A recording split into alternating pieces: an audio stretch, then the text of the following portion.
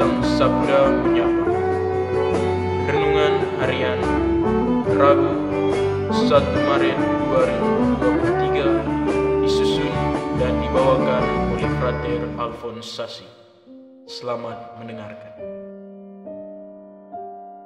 Saudara-saudari yang terkasih dalam Kristus Tuhan, sebelum memulai renungan kita pada hari ini, marilah kita mengawalinya dengan tanda kemenangan Kristus. Dalam nama Bapa dan Putra dan Roh Kudus. Amin.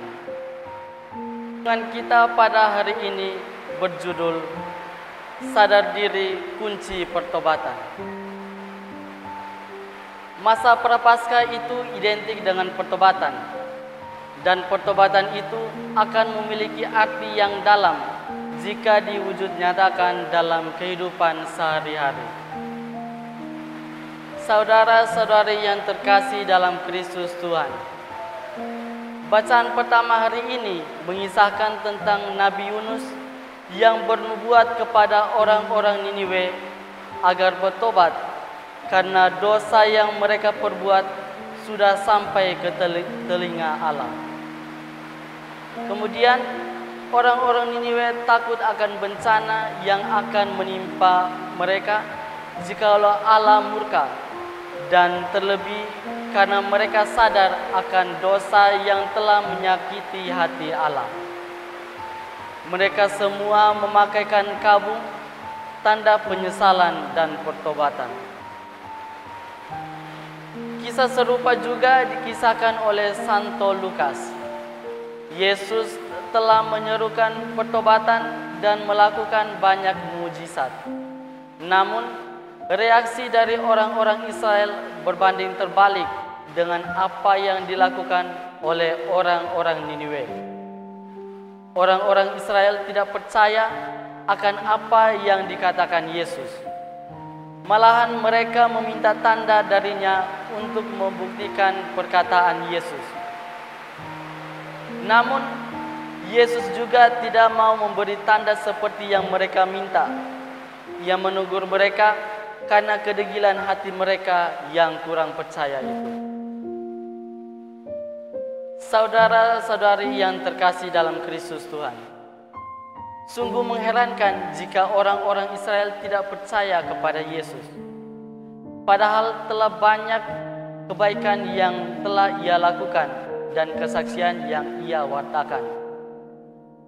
Sedangkan orang-orang Niniwe langsung percaya kepada Allah dan bertobat ketika mendengar nubuat Nabi Yunus. Padahal yang hadir dengan orang-orang Israel adalah Yesus sendiri, Allah yang hadir dalam wujud manusia.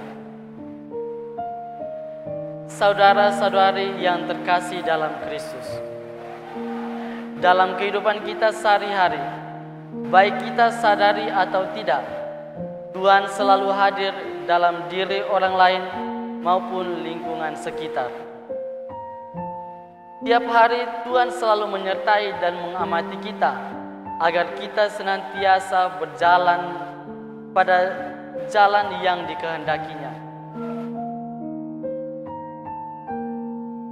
Tuhan punya cara tersendiri untuk menegur kita bila mana kita mulai melenceng dari jalan yang dikehendakinya.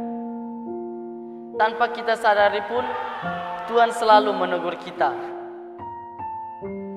Melalui orang lain, Tuhan menegur kita melalui kata-kata yang mungkin akan menyakiti hati kita. Melalui peristiwa alam dan kecelakaan, bencana, Tuhan sebenarnya menegur kita betapa kita telah menyakiti hatinya. Tuhan hadir dalam setiap ciptaannya. Namun, kerap kali orang melihat bencana alam itu sebagai kesialan belaka, bukan sebagai dampak dari perbuatan dosa kita. Sebagai citra Allah, Tuhan hadir dan tinggal dalam hati setiap orang. Melalui suara hati, Tuhan menegur setiap perbuatan dosa yang dilakukan, baik yang sudah dilakukan, sementara dilakukan, maupun hendak dilakukan. Tuhan selalu berbisik lembut dalam hati kita. Tinggal kita yang harus membuka hati kita dan membersihkannya agar Tuhan bisa tinggal dengan nyaman dan mau mendengarkan apa yang mau dikatakan Tuhan. Tuhan hadir dalam setiap kesempatan dalam hidup kita. Kita tidak perlu bertanya di mana Tuhan ketika kita mengalami pengalaman gelap yang membuat kita jatuh. Hanya kita yang tidak menyadari kehadirannya. Kita terlalu sibuk dengan diri kita, dengan kegiatan duniawi kita, sampai kita lupa bahwa Tuhan selalu bersama kita. Maka yang harus kita lakukan adalah membuka hati kita untuk Tuhan. Saudara-saudari yang terkasih dalam Kristus Tuhan, hari ini Tuhan juga mau berpesan kepada kita untuk senantiasa percaya kepadanya dan bertobat. Pertobatan akan terjadi jika kita mau membuka hati kita kepada Tuhan. Sebagai umat Kristiani, kita harus menyadari bahwa yang telah kita lakukan itu sudah melanggar apa yang dikehendaki Tuhan. Mungkin kita telah melakukannya secara tidak sengaja. Setelah itu, kita juga harus menyesal dengan hati yang benar-benar tulus. Hati yang tulus akan menjadi pintu yang membuka diri kita untuk bertobat. Setelah kita menyesali apa yang diperbuat, kita harus membangun niat atau komitmen yang membangun, sehingga penyesalan kita tidak sia-sia. Komitmen itu pun harus sesuai dengan kemampuan kita, dan kita harus menjalankannya dengan sungguh. Namun seringkali kita lalai dengan apa yang sudah kita katakan.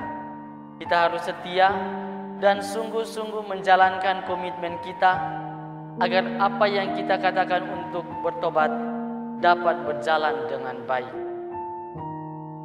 Tuhan akan membantu kita yang mau sungguh-sungguh bertobat. Amin. Kemuliaan kepada Bapa dan Putra dan Roh Kudus, seperti pada permulaan, sekarang, selalu, dan sepanjang segala abad. Amin.